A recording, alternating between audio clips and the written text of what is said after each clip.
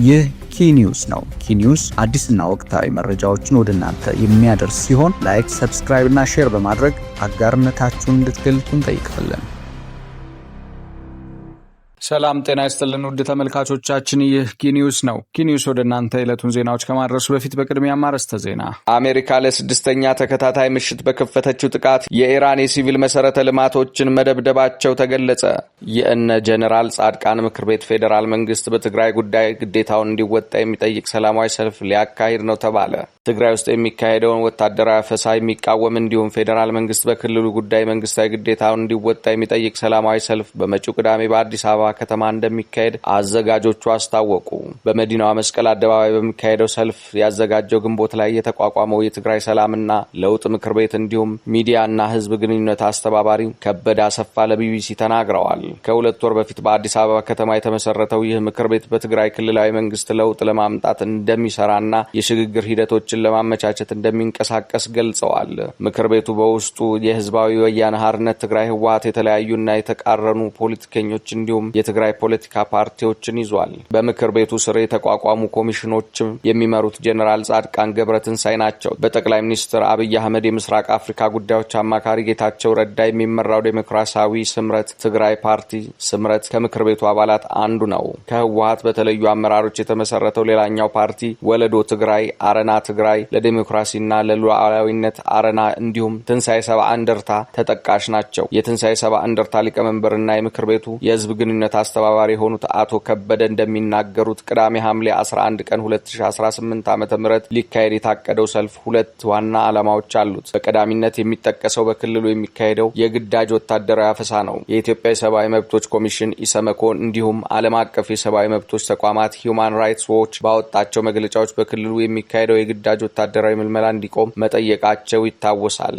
አቶ ከበደ በትግራይ ያለውን ኃይል ከሻዕቢያና ከሌሎች ኃይሎች ጋር በመተባበር የትግራይ ተወላጆችን በየቀኑ እያፈነ ለሞት ለስደት እየዳረጋቸው ነው ሲሉ ከሰዋል። በተጨማሪም የትግራይ ህዝብን ለማፈን የወጣ አፋኝ አዋጅ አለ ብለዋል። የህዝብ ግንኙነት አስተባባሪው የጠቀሱት የትግራይ ህዝብ ህልውናና ደህንነትን ለማረጋገጥ የወጣ አዋጅ ህወሓት ወደ ስራ በመለሰውና ከ6 ዓመታት በፊት በተደረገ ምርጫ በተቋቋመው የክልሉ ምክር ቤት የጸደቀ ነው። በዚህ አዋጅ ምክንያት ህዝቡ እየተሰቃየ፣ እየታፈነ፣ እየተገደለ በግዳጅ ወታደራዊ አፈና እየተደረገበት መሆኑንም ያወሳሉ። ኢሰመኮና ሂዩማን ራይትስ ዎች በመግለጫቸው ይህንን አዋጅ ኮንነዋል። የክልሉ መንግስት ግን ህጉ ላይ ማጠልሸት ዘመቻ ተከፍቷል በሚል ያስተባብላል። በህወሓት የሚመራው መንግስት ምክትል ፕሬዝዳንት የሆኑት አማኑኤል አሰፋ ህጉ የህልውና አደጋ ውስጥ ያለውን ህዝብ ለማዳን ከሚደረግ ትግል አንጻር ነው መታየት ያለበትም ብለዋል። የቅዳሜው ሰልፍ ላይ እነዚህ ጉዳዮች ለመኮነንና ለዓለም አቀፍ ማህበረሰቡ ለማሰማት መታቀዱን የትግራይ ሰላምና የለውጥ ምክር ቤት ህዝብ ግንኙነት አስተባባሪ ገልጸዋል። ከዚህ ባሻገር ግን ሁኔታው በዝምታ እየተመለከተ ነው ላሉት የፌዴራል መንግስት ጥሪ እንደሚያቀርቡ ይናገራሉ።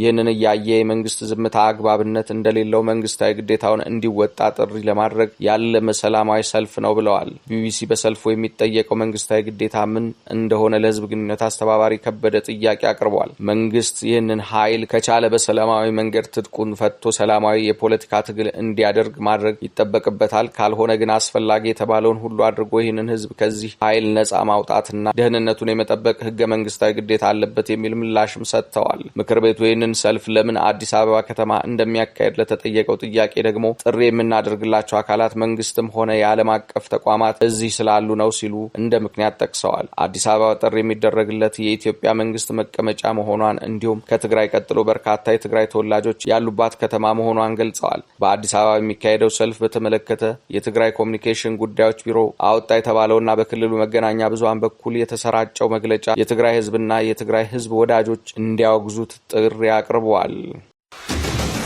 አሜሪካ ለስድስተኛ ተከታታይ ምሽት በከፈተችው ጥቃት የኢራን የሲቪል መሰረተ ልማቶች መውደማቸው ተገለጸ። አሜሪካና ኢራን ሆርሙዝ ወሽመጥን ለመቆጣጠር የሚያደርጉት ውጊያ ቀጥሎ የዋሽንግተን ጦር ለስድስተኛ ተከታታይ ምሽት በኢራን አዲስ ዙር ጥቃት ፈጸመ። ሐሙስ ሌሊት የደረሱት ጥቃቶች በድጋሚ ያገረሸውን የሁለቱ አገራት ግጭት የተባባሰ መሆኑን የሚያመለክቱ ናቸው።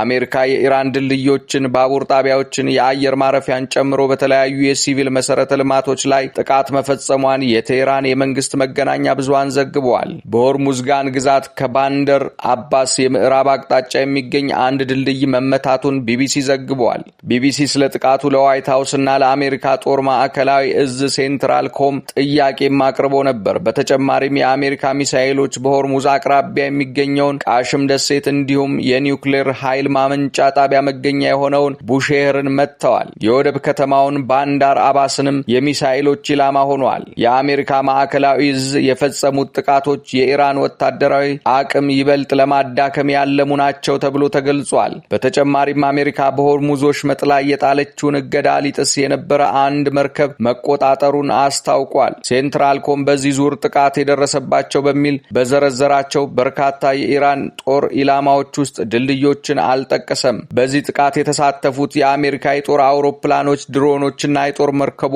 የኢራንን የባህር ዳርቻ መከታተያና የአየር መከላከያ ጣቢያዎችን፣ ወታደራዊ ሎጂስቲክ መሰረተ ልማትና የባህር ኃይል አቅሞቿን መምታታቸውን ገልጸዋል። ፕሬዝዳንት ዶናልድ ትራምፕ ቴህራን ወደ ድርድር የማትመለስ ከሆነ በአገሪቱ ውስጥ የሚገኙ ድልድዮችና የኃይል ማመንጫዎችን እንደሚመቱ በዚህ ሳምንት መጀመሪያ ላይ ዝተው ነበር። ፕሬዝዳንቱ ባለፈው ሚያዝያ ላይ ድልድዮችንና የኃይል ማመንጫዎችን ጨምሮ የኢራን የሲቪል መሰረተ ልማቶችን እንደሚደበድቡ መናገራቸው ይታወሳል። በወቅቱም የተባበሩት መንግስታት የሰብአዊ መብት ከፍተኛ ኮሚሽነር ቮልከር ቱርክ ሆነ ተብሎ ሲቪሎችና የሲቪል መሰረተ ልማቶችን ማጥቃት የጦር ወንጀለኝነት እንደሆነ መናገራቸው ይታወሳል። በ1949 የወጣውና በጦር ወቅት የሚከበሩ ሰብአዊ ስነ ምግባሮችን የሚዘረዝረው የጄኔቫ ስምምነት ለሲቪሎች አስፈላጊ እንደሆኑ በሚታሰቡ ስፍራዎች ላይ ጥቃት መፈጸምን ይከለክላል።